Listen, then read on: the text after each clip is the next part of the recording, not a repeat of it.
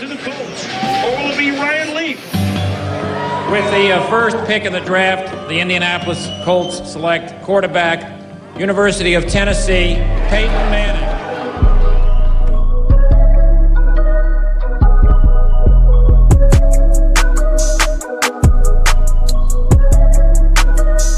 Welcome back for another edition of the Climb in the Pocket podcast with my co-host, Miles Gorham, alongside your normal host, JR. Miles, how you feeling today, man? Man, I'm good. I'm super tired, but I'm good, man. Yeah, I mean, you working a triple shift today, being on with our good friend Andy Carlson, just getting done with the Climb in the Pocket podcast, and now on with the Climb in the Big Board podcast, man. I know you're really tired. Yeah, and I got a work trip tomorrow morning, so I got to get up pretty early. So it's all right though. It is what it is. You gotta grind, you know. Yeah, man. Just like we always grind the tape, like we always say.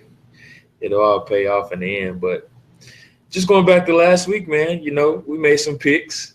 We kind of bragged about our picks, and we felt confident about our picks. Both ended up with a 2-2 record, so a dead tie. Just going back over the picks, the first game that we picked was Oklahoma State and Texas. Texas, actually got 7.5 points.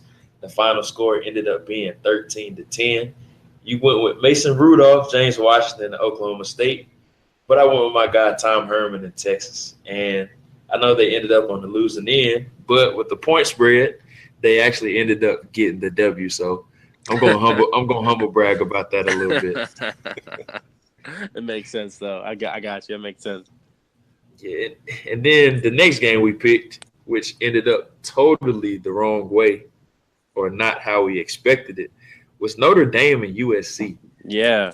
Nobody expected that game to be so lopsided like it was. Notre Dame ended up winning 49-14, and USC actually was given 3.5 points in that game. So it really ended up being a lopsided game. Just what was your thoughts on that game? Yeah, I was really surprised, but I mean Notre Dame's playing a lot better than I expected them to this year. USC and Sam Darnold, he doesn't have that, the hype he had going into the season. It's not there. He's not looking the way you kind of hoped he would. And that team in general, they have so many weapons and they have so many playmakers on that team. I'm just surprised the way that game ended up being. I didn't really see the whole game, but I saw a lot of snippets of it, and I was really surprised by what Notre Dame was able to do.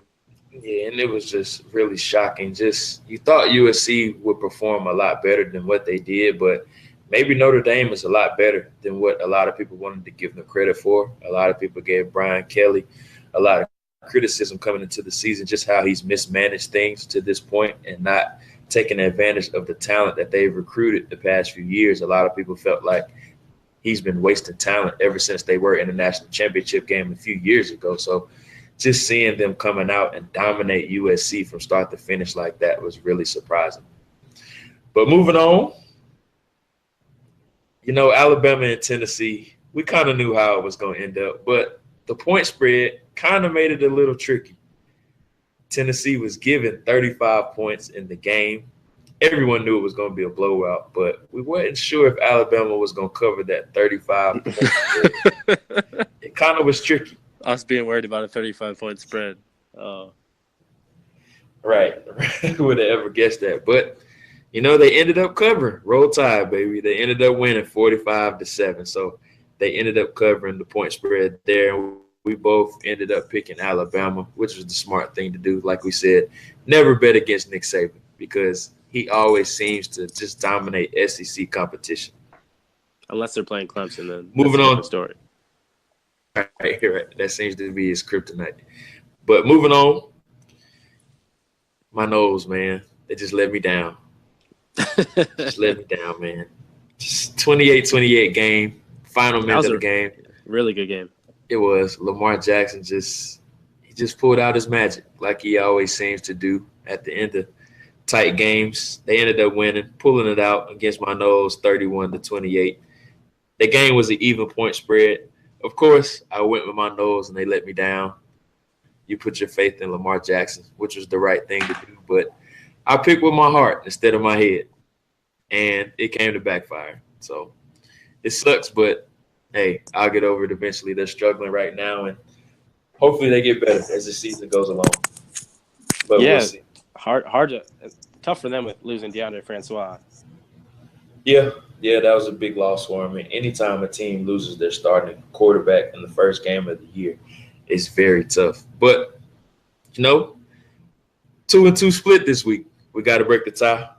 A lot of interesting games this week. So let's go ahead and get our game picks out the way before we even get started with a lot of great information that we have to discuss. So, first game, going back to Oklahoma State again against West Virginia. West Virginia is getting 7 points. Who you got in that matchup? I'm actually going to go with West Virginia in that one. I like that. They seem to be clicking right now. Yeah, I'm with you on that. I'm going to go with West Virginia just because they really have a really good offense. Defense is playing good as well. So I really like what Dana Holgorsen is doing with that offense and that team in general. So I'm going to go with West Virginia. You go with West Virginia as well. So it'll be interesting to see how that game does end up turning out. Another game, we really didn't think it was going to be that interesting coming into the year. And that's Notre Dame and NC State. Who would have ever thought that would be a game between top 25 teams entering the season? No one would have ever guessed that. Notre Dame, or actually NC State, is getting 7.5 points. So who you got in that game? I went against them last week, but I got to go Notre Dame. They're playing really good football and being able to beat a team like USC last week. I'm going with them for sure. Yeah, and I just want to be different here. I want to break the tie, so I'm going to go with the hometown team in NC State. I got to ride with my North Carolina team, and we got to break the 2-2 tie. We can't have the same picks and end up with the same record at the end of this week as well. So I'm going to go with the home state team, and I'm going to go with NC State to pull off the upset against Notre Dame. Tell me a little bit about NC State, though. I don't know a lot about them this year. So they have a really, really good defensive line.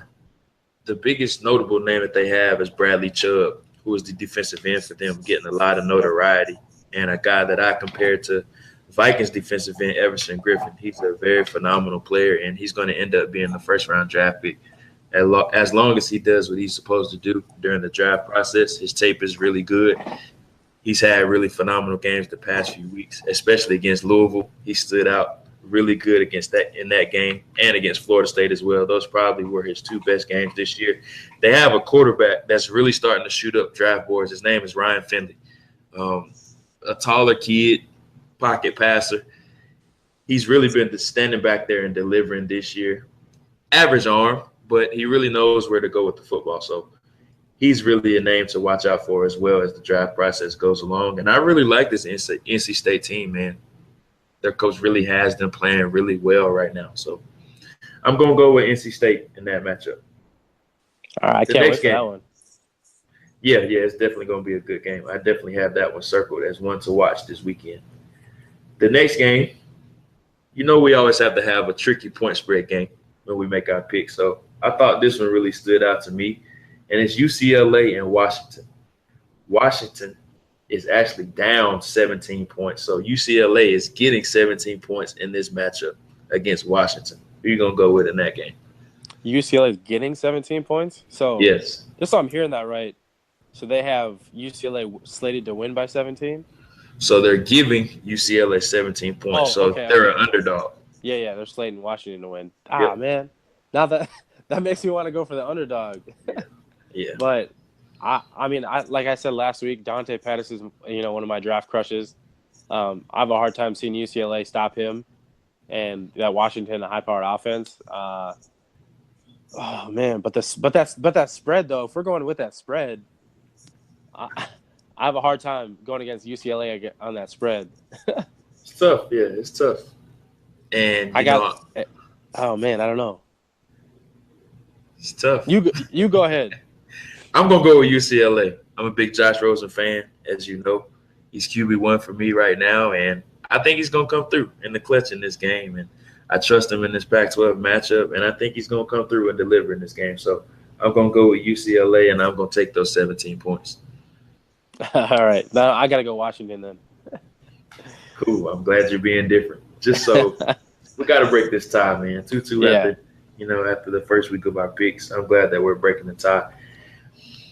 Now, moving on to the main event of the night. College game day is going to be there in Columbus, Ohio. Saquon Barkley is in town. Penn State versus Ohio State. Big time matchup.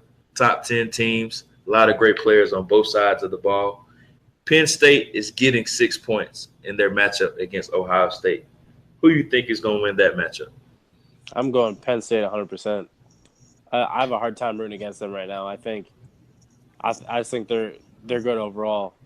They have, Saquon Barkley, like you said. That guy's phenomenal. He's probably at this point in the season should win the Heisman. I don't see that team winning, or I don't see that team losing until we see them in the playoffs this year. Yeah, and I'm totally with you. I think Penn State is going to win that game, and I think them getting 6 points, I think that's a steal against Ohio State, just because Penn State has a lot of momentum right now, dominating win against Michigan last week, 42-13, and Saquon Barkley clearly is probably at the top of the Heisman race right now, so I'm going to go with Penn State over the Buckeyes. On the subject of Penn State, it's a perfect segue to our next topic. They have arguably the best player in the country, and that's running back Saquon Barkley. He was just phenomenal against Michigan last week in their 42-13 victory over the Wolverines. He ended up with 161 total yards of offense and 3 touchdowns, including a long, explosive 69-yard touchdown out of the Wildcat formation. So he's just definitely a phenomenal player and a guy that's been atop of draft boards the entire year, and he's a guy that's definitely lived up to the hype. But, we have our draft commandments, not taking a running back in the first 2 to 3 rounds. So I want to ask you, we have a lot of teams that are running back needy at the top of the draft. The Cleveland Browns, the New York Giants, and the San Francisco 49ers definitely come to mind as needing running backs. We haven't seen a running back go number 1 overall since Kajana Carter, who ironically was another Penn State running back to the Bengals in 1995. Saquon Barkley might challenge that. So my question to you, if you're one of those running back needy teams with such an explosive player like Saquon Barkley at the top, at number 1 overall, would you take him? If I got to stick with the draft commandments, I don't think I could take a running back at number 1 overall. I think I'm not saying Saquon's not special because I think he is, but based off that position in general, I have a hard time taking a guy first overall at that position in today's NFL. Yeah, and I'm definitely with you on that. But I think it's kind of situation dependent as far as the team. I know we have our draft commandments, and I kind of want to disagree with you here, but I kind of want to agree with you. So there's kind of a gray area, but it just depends on the situation. And let's say one of those teams gets a veteran quarterback. So let's say like the Browns ended up getting like a Tyrod Taylor or a Kirk Cousins, for example. They really don't need to take a quarterback at the top of the draft now. They really can use that draft capital on getting weapons for that quarterback and surrounding him with adequate weapons to help him out and succeed. So let's say getting a guy like Tyrod Taylor, like I mentioned before, with the Cleveland Browns, and then turning around and drafting Saquon Barkley at the top of the draft could really help expand that offense and make it better going forward. Yeah, that's true. Like you said, Barkley's special. I think he's one of the better running back prospects we've seen. I'll put him ahead of Ezekiel Elliott. I'll put him ahead of Todd Gurley. I think, he's special. I think in terms of a comparable person in the NFL right now, I think David Johnson and like a mix of Le'Veon Bell and David Johnson. Like there's a combination of both of those guys, which both are arguably, the best running backs in the game. So Barkley can do a lot of those things. I think his receiving ability needs a little bit of work, but he can definitely do it. And he could be a feature in both both the run and the pass. So, I'm not saying I I wouldn't consider it. I'd have a hard time doing that at that position, and how often that position, and how not easy, but how much easier it is to find, a quality running back, to put into an offense. Oh yeah, no doubt, and I'm definitely with you on that. But last game, I mean, they were just putting him all over the field. He was in the wildcat, he was in the slot, and even taking handoffs regularly from the backfield. So they're doing a good job of incorporating him all over the field. And NFL teams just have to be salivating at his NFL potential. And just his fit in today's NFL is absolutely perfect. So it's an interesting debate, but we like to stick to our draft commandments of not taking running backs within the first 2 to 3 rounds. So we both can agree on not taking Saquon Barkley #1 overall, no matter how special he is, especially after seeing guys like Kareem Hunt go in the 3rd round and lead the league in rushing. And even the emergence of Aaron Jones for the Green Bay Packers has been a pleasant surprise, and he's a guy that was a late-round pick as well. So you can find running backs anywhere, and it's not necessarily that you need to take a guy #1 overall just because of how good he's shown to this point. So now, for the next topic, we got to discuss wide receivers just because, I mean, you are wide receiver 1, receiver extraordinaire. So there's a lot of good receivers in this draft. So my question to you is, what are some specific traits that you'd like to see in wide receiver draft prospects? Yeah, number one, especially a route running type of guy. I really like to see, how guys do, in and out of their breaks. Mission. Oh,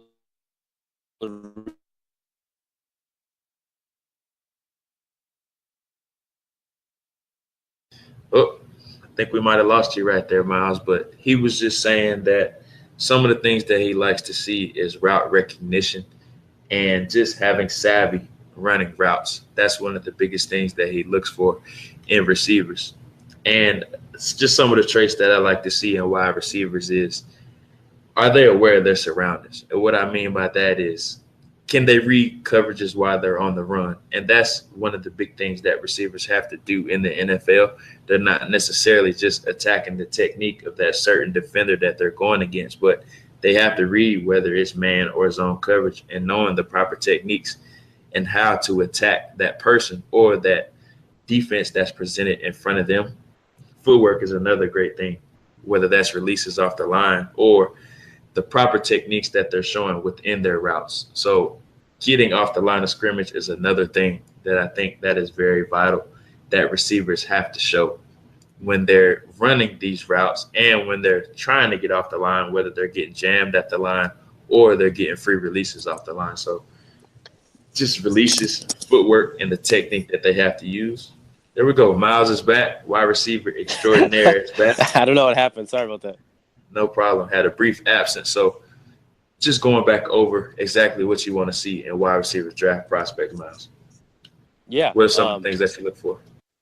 Yeah, I'm definitely a guy who likes route running. Route running is a big get in and out of breaks, route recognition, all those things. They're so key to kind of what I see, what I look for in a receiver. Are they able to, whether in their slot, whether are they, what were they in their team's offense? Were they a guy that the quarterback continuously looked for and trusted to make plays for them? And I think that's an important thing for me.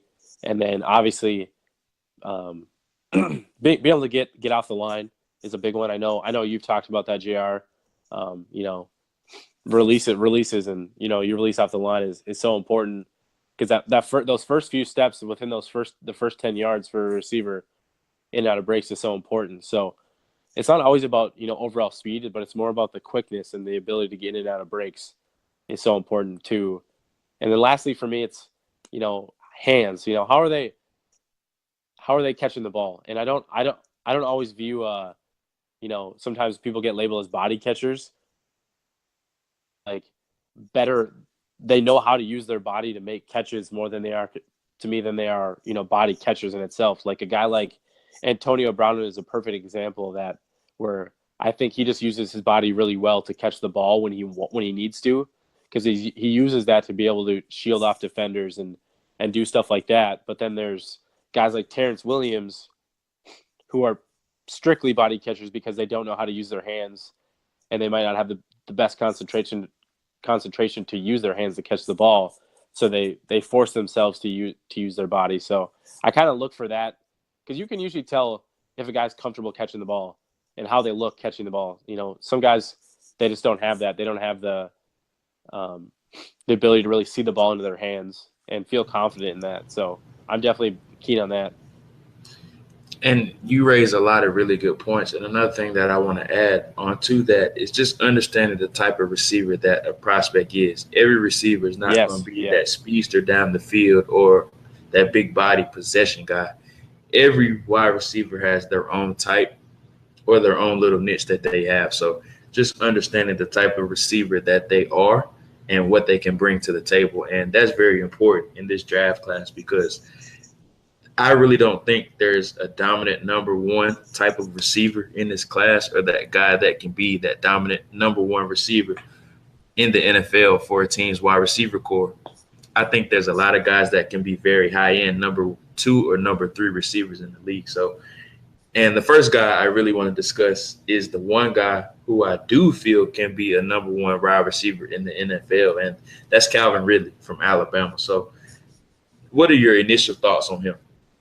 I mean, he's twitchy. I mean, that guy, you know, we've seen guys like Amari Cooper when he came out. He's a twitchy athlete.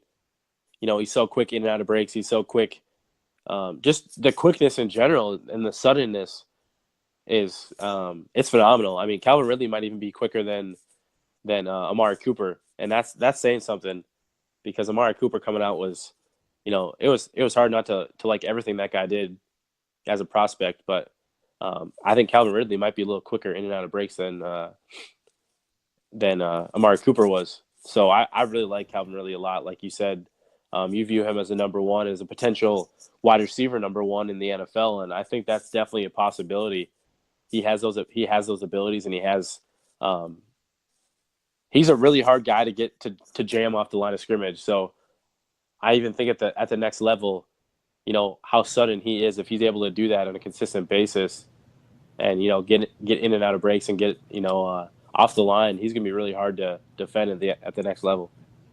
Yeah, I'm a huge Calvin Ridley fan, and I just don't think we give him his due diligence or his justice, just because he's in an offense that is so run-first oriented at Alabama. You know, they have great running backs, Bo Scarborough, Damian Harris, the list goes on and on of the running backs that he's played with in his time at Alabama. And, I mean, he's taking the back seat to those guys. Let's just be honest. His stats really aren't that great or have ever been that great. He only has 41 catches for around 500 yards and 2 touchdowns this season. So not overly dominant like we're accustomed to seeing, like an Amari Cooper was during his time there, just because they're running the ball a lot more. And what you see with Ridley is that we're not seeing him at his full potential, because he's just not getting the ball like that. But when he does touch the ball, he's very electrifying, and you see those flashes of him when he does touch the ball. And, I mean, he just has amazing suddenness and quick twitch, whether that's releases or when the ball is in his hands. He has really good hands, very strong at the catch point. He just exhibits everything that you would want in a top-flight wide receiver prospect. Now, there is a couple questions about him. His age, that's the biggest question about him.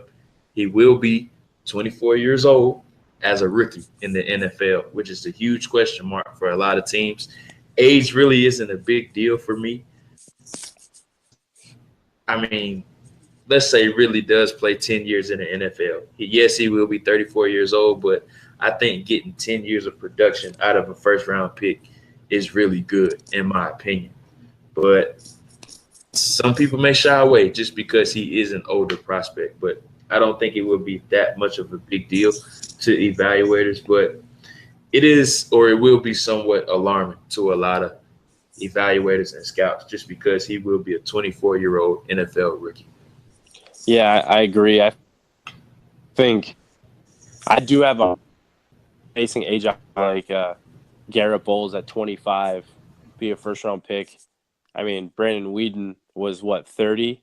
And he was a first-round pick. He might have been 29, but either way, whatever it was, and I know he plays a premier position, but, I mean, to me, just evaluate the prospect as if, if he's under, to me, he's under 25, that's okay with me because he still hasn't quite hit his prime. He still has things to work on, but he's also a guy that when he comes in, as a prospect, is he a guy that, since he is a little older, can he come in and contribute right away? Because he can't be the type of player, and obviously we don't, this is based off traits and based off speculation, but when you look at a guy like Calvin Ridley, he looks like he could come in day one and be at least a wide receiver 2 on an NFL team and be a really good complementary wide receiver and help your team out right away. And that's what I'm looking for. Especially if I'm taking him in the first, second, third round, you would like that. You would like him to be able to contribute. So I definitely don't think age is that much of an issue. It might hold him out from being a top 15, 20 pick maybe. But I think teams, when they get in the 20s and, later on, they stop caring more, stop caring a little bit less about that age, and they just care about the ability. Definitely. And just talking about some team fits potentially for Ridley, I love his fit on the Chicago Bears. I think that would be a phenomenal fit for him just because Mr. Trubisky needs some weapons on the perimeter. Let's just be honest. Their receiving core is just abysmal right now. They don't have anything there for him right now, just surrounding their young QB with some weapons. But they're going to have a really high draft pick. But they're having a good year right now. So who knows? Maybe they'll end up in that mid-first round where Ridley is projected to go right now. But I really do like the Bears and also the Washington Redskins. I think that would be another great fit for him because they have a need at receiver as well. Yeah, those are really good points. I think those two teams, no. The Ravens will be another good one as well. The Ravens, I think the Tennessee Titans even. I know he is more of like a Taiwan Taylor type in terms of what he could be in that offense. So that might not be the best of fits, but if they move on from an Eric Decker or Rashard Matthews, he could be a guy that could help stretch the field for Marcus Mariota. Arizona needs wide receiver help. John Brown can't stay healthy. Larry Fitzgerald's on it. He's coming toward the end of his career. I think he could be a good fit there. Those are a lot of the teams that come off, the top of my head. Yeah, and all those are really great fits. And I think Ridley is going to be a really good NFL player, and it'll be definitely interesting to see how his draft process unfolds, especially the age factor going into the entire draft process and the combine as well. Transitioning on to another receiver. He's kind of fallen low-key. I don't want to say off the map because he's still putting up really good numbers this year. He has 37 catches, 570 yards, and 9 touchdowns in 7 games right now. So, okay production. Touchdowns are really high, but that's expected of a big-body receiver like SMU receiver Courtland Sutton. 6'5", 225 pounds, puts you in the mind of a Brandon Marshall type receiver. Not really fast, but a guy that uses his frame, every inch of his frame. Tremendous catch radius, can go up and play above the rim and get the ball and really save your quarterbacks. An accuracy eraser, that's what I like to call him. So what is just your initial thoughts on Courtland Sutton and the type of receiver that he is?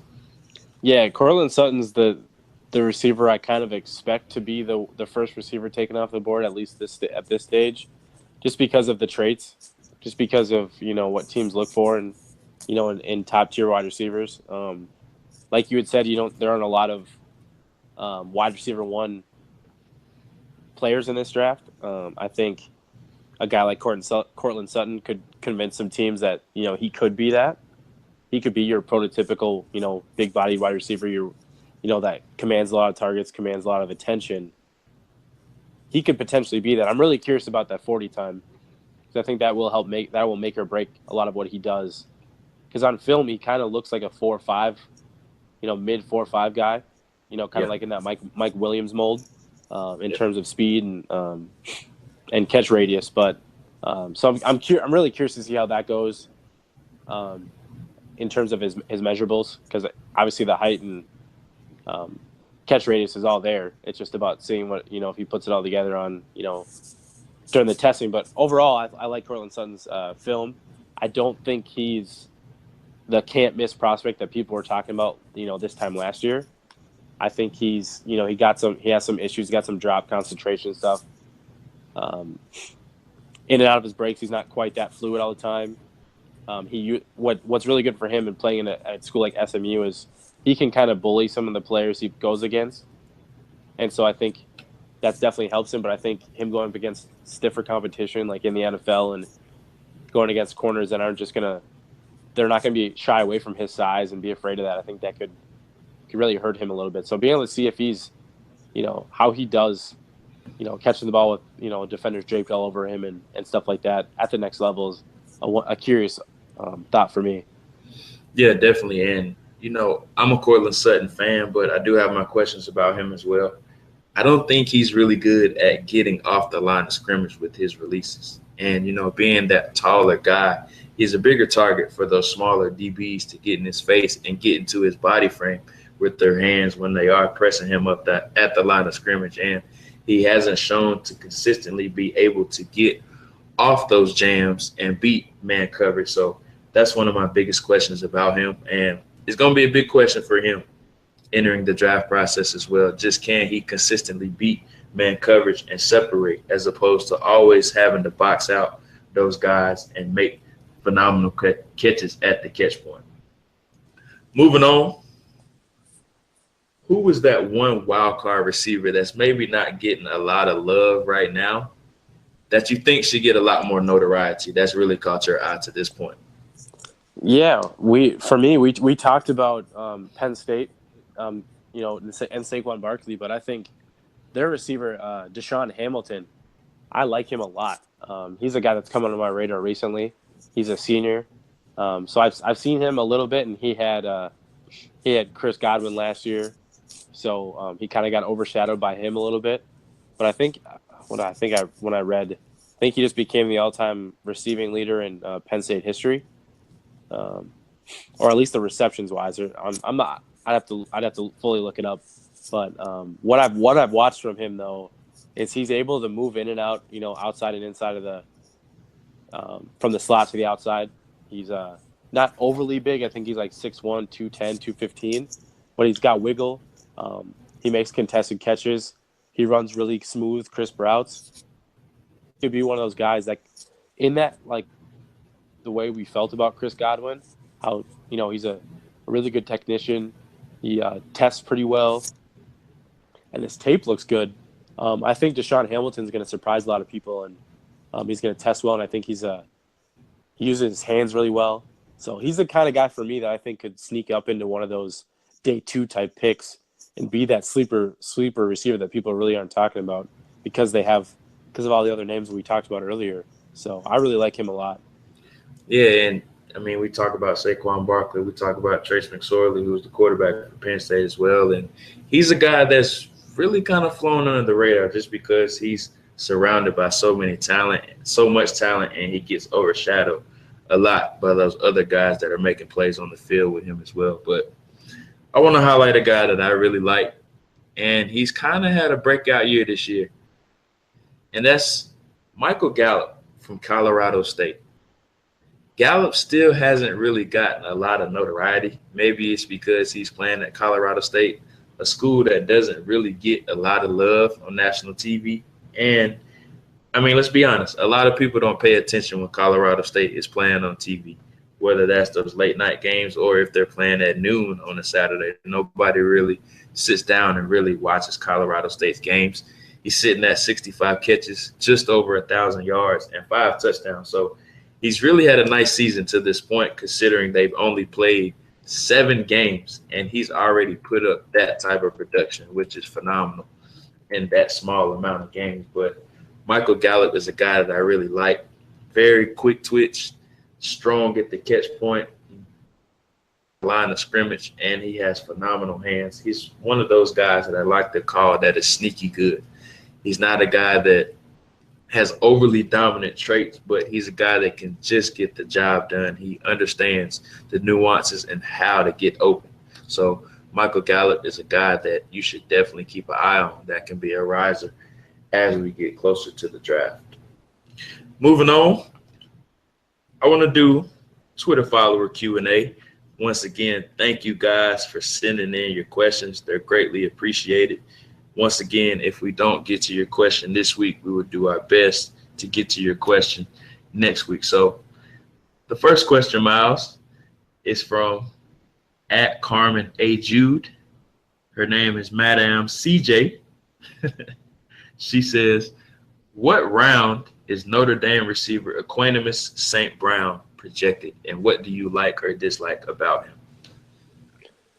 Yeah, I think right now, for me, I think he could be a late day two pick with the measurables, and I think some of that, ability to potentially be a late second round pick. I don't think he goes any higher than like a top 50 though. I like him. I think he's good. I think he has some sneaky good ability to be a downfield threat. He can stretch the field, and he can make some spectacular catches. But there's a lot of concentration issues with him. I think he struggles in and out of breaks sometimes, and sometimes I don't see him. I don't know, just fully living up to like what that potential is, because he's got a lot of ability. I just don't see it. There's a lot of concentration drops, like I said before, and but I'd say like a day 3 pick, an early day 3 or late day 2 pick for me. Yeah, and I completely agree with that. He puts you in the mind of another former Notre Dame receiver, and that's Will Fuller. He's much bigger. His frame is much bigger than Will Fuller, a couple inches taller. I believe Equanimeous is around 6'4", 6'5". Will Fuller was only around the 6 foot to 6'1" range. So definitely he has a bigger frame than what Will Fuller has. But what you see in both is a lot of concentration drops. Both are extremely fast. Not the best route runners, but when you do ask them to run those vertical routes or those post routes down the field, they will be able to deliver. So I'm with you. I think he can be a late day 2 or early day 3 pick just because he has a lot of limitations at this point. Great question, though. The next question is from @JT Elliott 96. And he asks, who's the best pass rusher in this draft? And I'll take this question. Oh yeah, I'll let you get that one. So there's a couple of guys I like. A guy I highlighted earlier in this podcast was Bradley Chubb from NC State. So I won't name him since I went in depth about him already. But another guy I like is Harold Landry from Boston College, just going to another ACC school. I'm a big fan of Harold Landry. I don't think he's had the season that a lot of people were hoping that he would have to this point.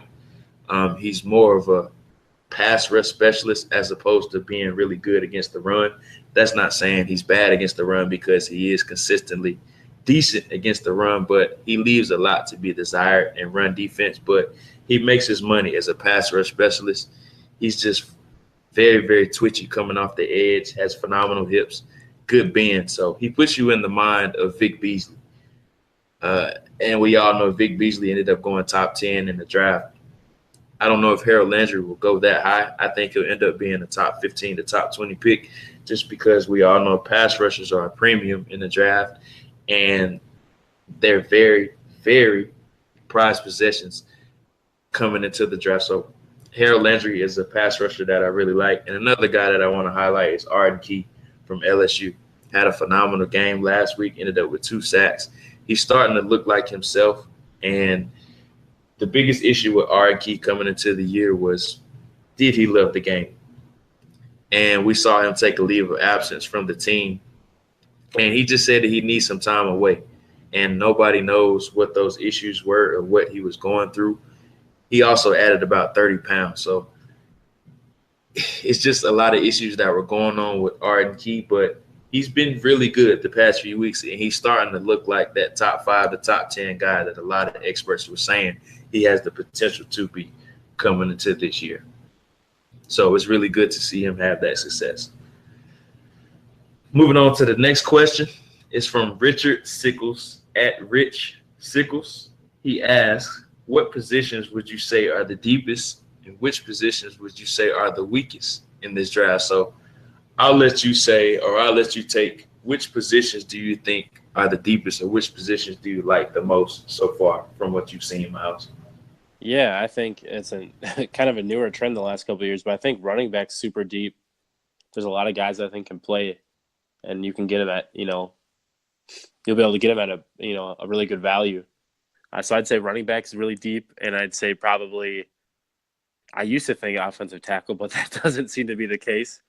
They've all gotten hurt. Yeah, so I don't you don't want to be able to want to rely on that. So that's tough. So that would have been my two answers, but running for sure, I'd say running back. Yeah, and I'm right there with you. I'll go running back, safety, interior defensive line. I think that is probably the strongest position in this draft. Interior defensive line is really strong. For weakest, yeah. Go ahead. No. I was just going to say, you were talking about safety. I know you're big on Marcus Williams from Penn State. Marcus Allen. Yeah, That's Marcus Allen. guy, I said Marcus Williams. Marcus Allen. Guy.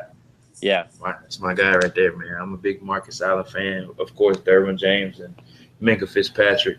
Also, Ronnie Harrison from Alabama. So there's a lot of different types of varieties of safeties in this draft, which is really good. It's something we haven't seen in quite a while. So just transition over to the other hand, weakest positions. And I'll take this one. I think the biggest or the weakest position in this entire draft is linebacker. That's what I was going to say, too. I'm not liking what I'm seeing in this linebacker group. There is some names that have, uprise the last few games. And one of them is Roquan Smith from Georgia, who is a phenomenal linebacker. Tremaine Edmonds is another one from Virginia Tech that's kind of came out of nowhere. But outside of those guys, Rashaan Evans from Alabama is another great name as well. So those are probably the top three guys. Outside of those three guys, there's really a significant drop-off in this linebacker class. But there's not just that one guy that makes you go, wow, or just makes you want to take him with the top 10 picks. So I would say linebacker is definitely the weakest position in this draft. Yeah, that was kind of what I was going to go with too. I think linebacker definitely is by far the weakest position. I don't see any, and not including the 3-4 outside linebackers. I don't think there's going to be a lot of inside linebackers or anything like that getting drafted very high this year in this upcoming draft. And then I'd say maybe even I think cornerback's kind of still a question mark for me too, but I haven't fully dove in as deep as I'd like to at this point, but I'll get there. Yeah, it's definitely kind of fizzled out. I think quarterback and offensive tackle are definitely two positions that's fizzled out just because we had such high expectations for these quarterbacks coming into the year, but nobody has really separated themselves from the pack like we're accustomed to seeing. And just with offensive tackle, I mean, everybody has gotten hurt. We've seen Trey Adams from Washington go down and Connor Williams from Texas go down. Two of the top tackles in the entire draft just go down with season-ending injuries, and you hate to see that. Yeah, definitely. But those are our three questions for the week. And once again, thank you guys for participating and sending in your questions. And if we didn't get to your question this week, we'll definitely put a poll up next week to get your questions, and we'll answer the best three out of the bunch. That's episode 2, man. It's a wrap. It's a wrap. Yeah, man. Before you know it, we'll be on episode 100, and the draft will be here. I know. I was about to say, before we know it, the season will be over. We'll be only talking draft. Yeah. And I mean, we definitely need to dive deep into fixing some of these teams. Maybe we'll fix the Browns or the Colts on the next podcast. Just fixing those terrible rosters that they have right now. So maybe that's something we'll get into next week. We're going to fix the Colts by giving them Bruce Arians first. Oh, yeah, that's definitely a great idea just because it seems like he's going to get out of Arizona from what it seems like, even though he's refuting those reports. But we'll see. it's definitely something to keep an eye on. But that's it from Climbing the Big Boy podcast. I am your host, JR, alongside Miles Gorham. Miles, you got any upcoming projects or articles that you want to let the fans know about? Yeah, like I talked about on our Climbing the Pocket podcast tonight, I'm still working on my some of my favorite draft prospects article. I got sick over the weekend and I've been super busy, but I'm working on it. It's there, it's coming, so I'm gonna have that soon. We'll definitely be on the lookout for that. And I lied to you guys last week, and I want to apologize for that. I said I had a first-round mock draft coming out, and I'm still working on that right now. Unfortunately, the draft order has changed just because the NFL games have different win-loss records now. Teams have different win-loss records now. So I've had to shuffle the order a little bit. And people just really don't understand how hard it is to do mock drafts and how correct you want to be with those positions, because fans are going to let you know it if you're taking a position that they don't feel like they need. So it's definitely funny once you get those out and just seeing the fan reactions. But I will have that coming soon. I don't want to give a specific date just because I want to get it out in time for you guys to read it. And feedback is welcome. But that's it for episode 2 of Climbing the Big Boy podcast. I am JR. Miles signing off. Thank you guys for listening.